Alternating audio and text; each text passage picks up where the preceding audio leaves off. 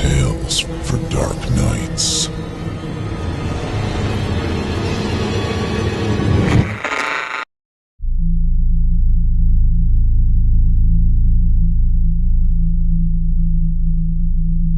It was the holiday times, so they had been working us like crazy.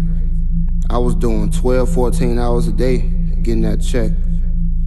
Boss man said if I got rid of all my packages that day, he was gonna throw me an extra little bonus.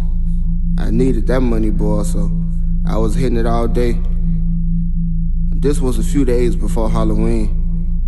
I had a good time driving through the city, seeing all the neighborhoods with the decorations and stuff in their yard. A lot of the houses I had to deliver to had 6-foot monsters on their porch.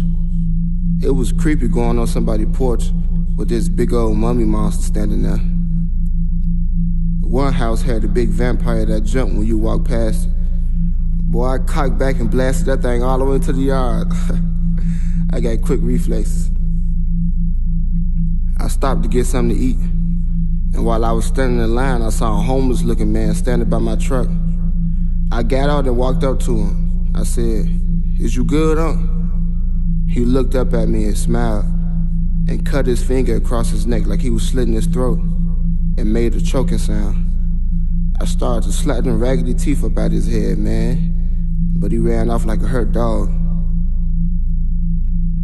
I got up in the truck and started smashing, but I couldn't really stop and enjoy the food because I had to get back on it. I hit this one block in the late afternoon that straight freaked me out. It ain't had no cars parked on the streets or the driveways. I'm like, man, I know ain't nowhere that ain't nobody home on this whole block. I parked at the beginning because I had a delivery at the first house. Shoot, I had a delivery at every house on the block. I got everything ready and opened the sliding door, and I got really freaked out. There were kids of all ages standing on the street, staring at me. All up and down the block, kids was watching me. No blinking, nothing. They stood on the porches and in the yards. I took my phone out and took a video. I felt the most scared I ever felt. I showed it on Facebook Live. All my people was tripping out with me. I had to get these packages out though, so I just manned up and ran to the houses and threw the packages at the kids. They ain't even flinch. I marked them all delivered and got on up out of there, boy. I ain't never seen nothing like that before. Did they plan on doing this? Man, I know they ain't go through all that just for me. I turned around. I had to go back, but I seen the kids were still standing there. I ain't finna mess with them, so let me go ahead and get on up out of here. They was all just staring in my direction like they knew I was coming back. I hate the fall time because it starts to get dark earlier. I was trying to hurry up before it get too dark. All I got on me is my little knife, and I know it's Halloween, so folks might start getting to acting stupid. And I don't want to have to poke nobody, you feel me? The next few houses was normal, just your typical drop-offs. I was back moving and grooving. I was getting it in. I was going so fast, I was back in the van and to the next house before people even got to the door to see who rang the bell. I had one more stop that was a little bit away from the others.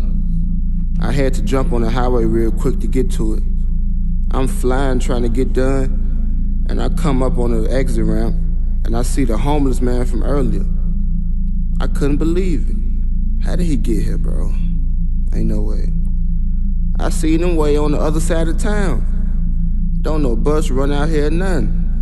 Why would he even want to come over to the sticks anyway? I don't know. He had a sign in his hands that read something. All I could make out was, "God bless."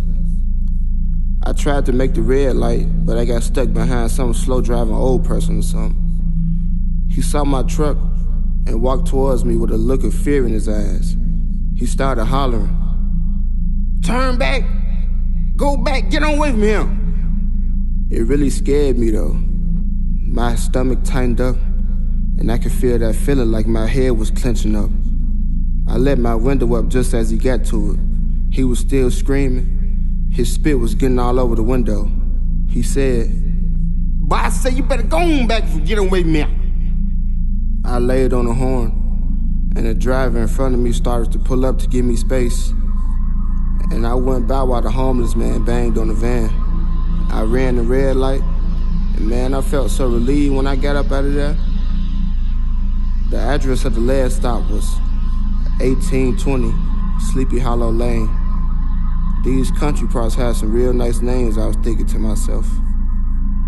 I was looking for the mailbox, but I couldn't find it.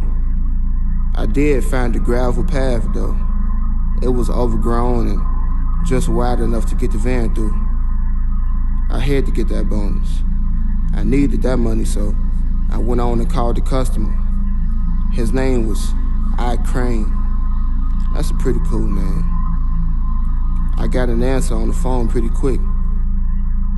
"You have something for me, my son. I'm at the top of the driveway. You will see me standing there with a lantern." After that, he hung up. I was happy he was going to meet me. I took my time through the driveway. It had to be a half mile long. Then I saw a fork in the road with a sign pointing to the left.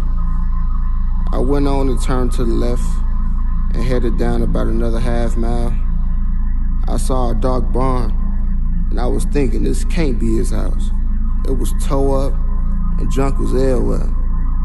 I didn't see a man, but I saw a pumpkin sitting in front of the barn.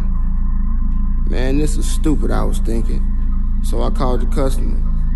He said, "Where are you? Did you follow the sign to the right?" I said, "No." I told him the sign was pointing to the left. He said, No, he must have flipped the sign. Just leave." I said, "Man, what you talking about, leave?" He came back and said, "Just turn around and leave, and don't stop." I turned the van back on and started looking around, but I didn't really have room to turn around. Then I saw something I can never forget. I heard a horse just galloping into earshot. The horse was huge and all black, and it came to the front of the barn, and a man came out.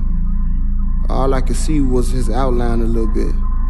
He walked to the jack-o'-lantern and picked it up and got on the horse. The horse hollered and leaned back and headed towards me.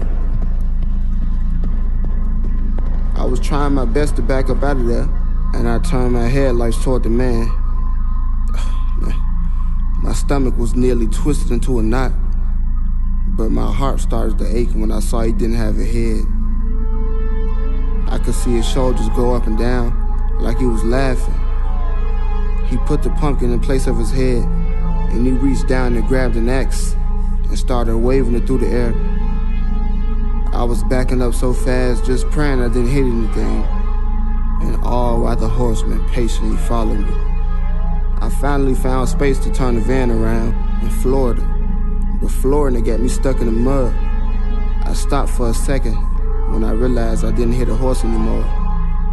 All of a sudden, the glass of the windows busted, and he reached in to grab me. I wrestled with him, but he was crazy strong. I put the van in reverse and backed up a little bit. I got some traction, and I put it in gear and got back on the driveway. He was clawing at my neck while I was still driving. I got close to the edge of the driveway and smashed him against a tree. I couldn't see exactly what I did to him, but I kept it moving. I finally escaped the long driveway, and I hauled Buck down to the street. I finally started to feel a little relief when I heard the horse galloping fast. I was doing about 60 or 70 miles an hour, and it was still keeping up. I saw him cock back his axe, and he swung it and busted my tire.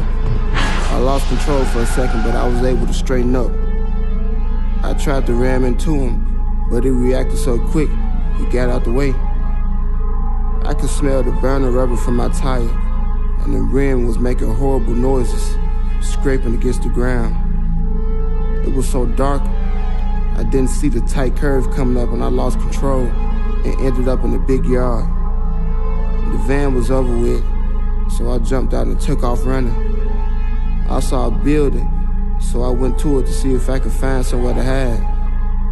I found a good little spot that let me hide and see the whole area.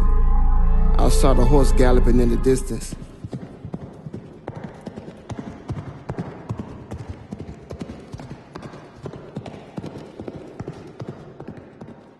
He started to come into the parking lot of the building, but then he stopped. He went back and forth, side to side, like it was an invisible force field or something blocking his way to me. He knew where I was hiding, because I could see the jack-o'-lantern looking right at me. He cocked that axe back again and slung it in my direction. I barely got out the way and I ran to a safer place. He still wasn't coming any closer to the building. I turned around and looked at the building, and on top it was a red sign that read, Sleepy Hollow Church of Christ. I felt a little relieved, and I pulled out my phone and called the police.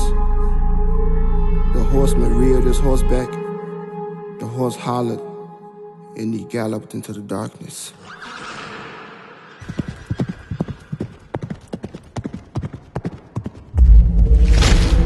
Chilling tales for dark nights.